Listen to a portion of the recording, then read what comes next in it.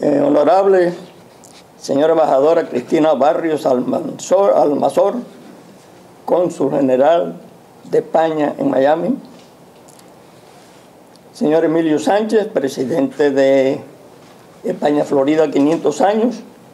Señor presidente de la NACAE, señoras y señores.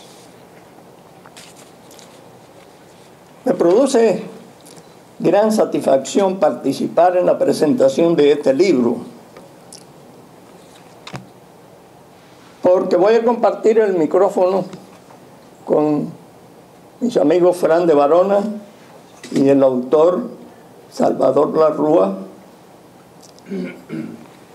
y además porque se trata de un libro que tiene la firma del doctor Larrúa.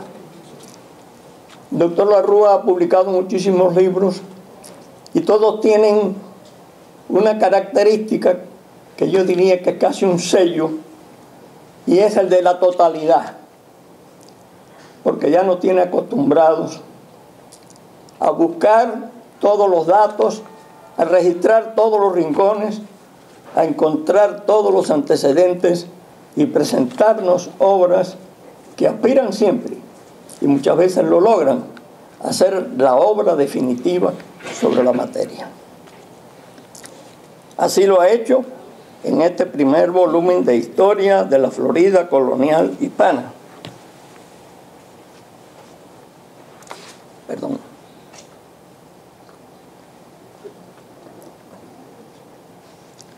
Abrir las páginas de este libro es como descorrer un gran telón que nos abre un panorama histórico de envergadura, que nos abre un panorama donde encontramos el choque, el encuentro de dos culturas diferentes, de dos mentalidades distintas, de dos niveles de desarrollos culturales completamente diferentes. Es encontrarnos con una vida de miseria, de explotación, de abusos, y a la vez una vida de grandes sacrificios y de actos verdaderamente abnegados por parte de algunos de los colonizadores, especial y específicamente de los sacerdotes que vinieron con el propósito de evangelizar. Ocurrieron en esta época hechos extraordinarios en este panorama que nos abre el libro, y ocurren que los sucesos que allí se presentan tuvieron lugar en la misma área, en la misma zona, en la misma península donde vivimos nosotros. Y sucede que nosotros somos los continuadores, o por lo menos los sustitutos de estos personajes que nos vamos a encontrar en este libro. Tenemos nuestros problemas, tenemos nuestras pasiones y nuestras preocupaciones, como las tuvieron en el siglo XVI las personas que aquí nos vamos a encontrar.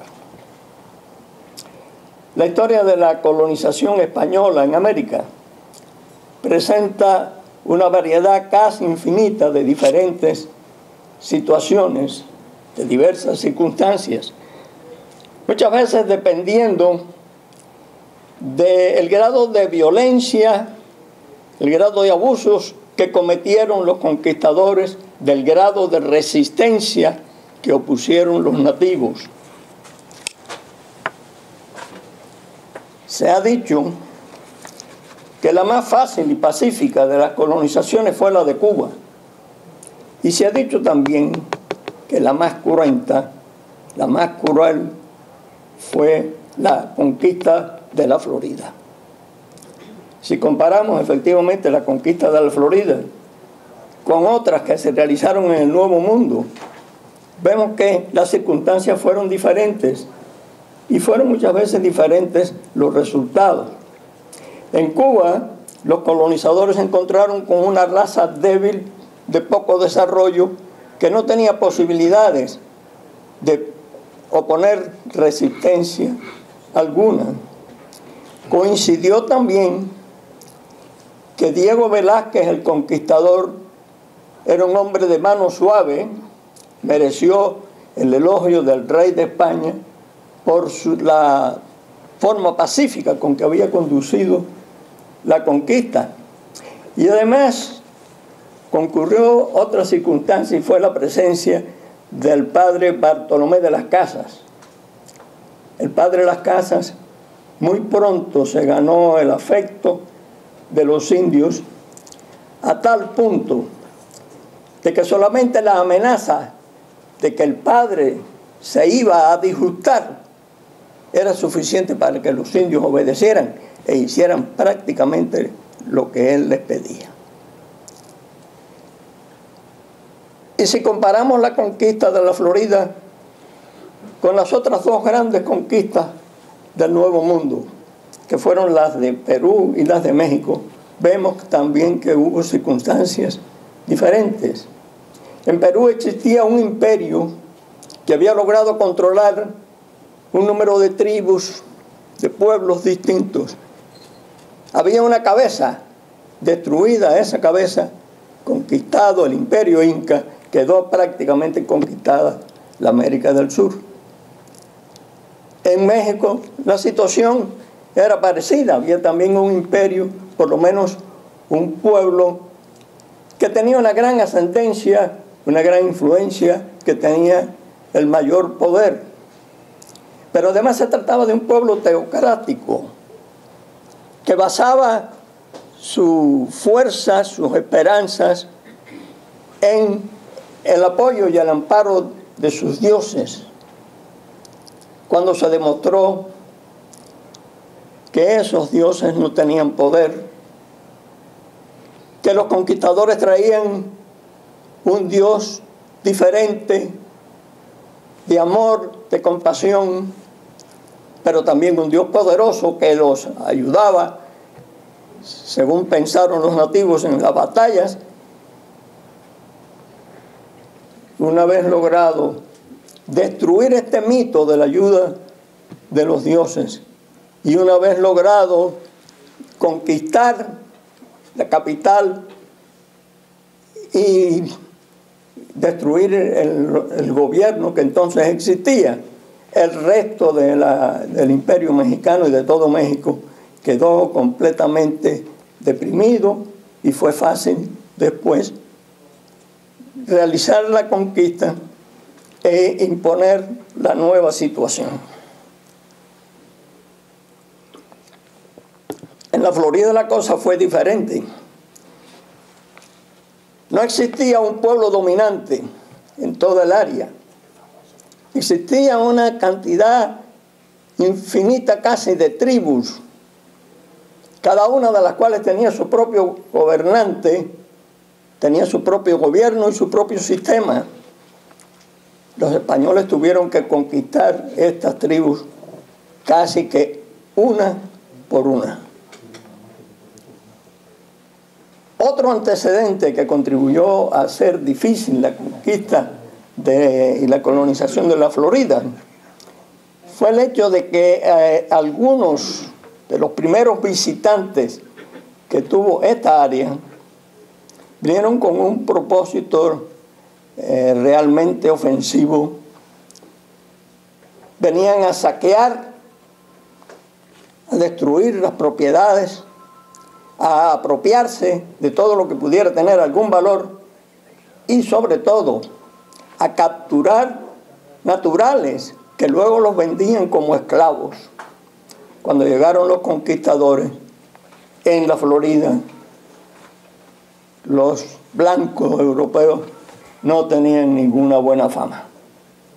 Y por eso la resistencia tan extraordinaria que presentaron los nativos en la Florida, y por eso la necesidad quizás de usar tanta violencia y de producir tanta destrucción. Yo no me voy a adentrar en las páginas del libro, son muchas páginas, para condensarlas en pocas palabras. tal vez pensé yo que fuera mejor que le presentara algunos personajes y algunos sucesos que ocurrieron en la época, que son los que se registran en el libro y que pueden servir de modelo o de ejemplo del tipo de vida y del tipo de situaciones que se produjeron en la Florida en el siglo XVI y que ha recogido el doctor Olarrúa en este libro. Les voy a hablar de algunos personajes. Y uno muy conocido es Juan Ponce de León. Juan Ponce de León vino en el segundo viaje de Colón a la Española, fue después gobernador de Puerto Rico y adquirió lo que entonces se consideraba una fortuna considerable. Oyó decir que en un lugar de las Bahamas llamado Bimini existía la fuente de la juventud, de que se había hablado ya desde antiguo, y quiso descubrir esta fuente. Obtuvo permiso del monarca español para explorar esta área, organizó una expedición y se fue en busca de la fuente de la juventud. Se dice que Juan Ponce de León descubrió la corriente del Golfo. Tal vez la corriente del Golfo lo descubrió a él y tal vez lo arrastró y lo llevó a donde no pensaba ir, que fue a las costas de la Florida, según se dice muy cerca de Cabo Cañaveral. Era la época de la Pascua cristiana y el territorio le pareció hermoso, por eso lo llamó Pascua Florida o simplemente la Florida. Evitando la corriente del Golfo que lo llevaba al norte, navegó muy cerca de la costa hacia el sur. Pasó por Miami y a esta área la llamó Tequesta porque la tribu dominante y existente en esta área era la tribu de los Tequesta. Continuó viaje al sur y exploró los cayos y los consideró, no sé por qué, que eran hombres sufrientes. Se enderezó entonces por la costa oeste hacia el norte y fue hasta la bahía, la que se supone que es hoy la bahía de Charlotte. Entonces decidió regresar a la Española con el propósito de preparar una expedición colonizadora y hacer un verdadero asentamiento en la Florida. Demoró 7 u 8 años en esta nueva empresa. Dijo que por razones familiares. Es lo cierto que 8 años después volvió a la Florida con 200 hombres, con caballos, provisiones, preparado para hacer un asentamiento y empezar la colonización del área, pero inmediatamente fue atacado por los indios Calusa, cerca del mismo lugar, de la misma bahía de Charlotte, donde había desembarcado. Y en este ataque resultó herido gravemente. La expedición se consideró un fracaso. Regresaron a Cuba y allí murió Juan Ponce de León, el descubridor de la Florida. Otro personaje que tuvo una experiencia extraordinaria que la mente humana no creo que pueda concebir. Únicamente la realidad puede producir este tipo de cosas, porque la imaginación siempre se queda corta ante los hechos que nos presenta la historia. Álvar Núñez Cabeza de Vaca. Cabeza de Vaca vino con Pánfilo de Narváez en una expedición a la Florida, que tenía unos 400 hombres, creo que es 40 caballos, provisiones para mucho tiempo.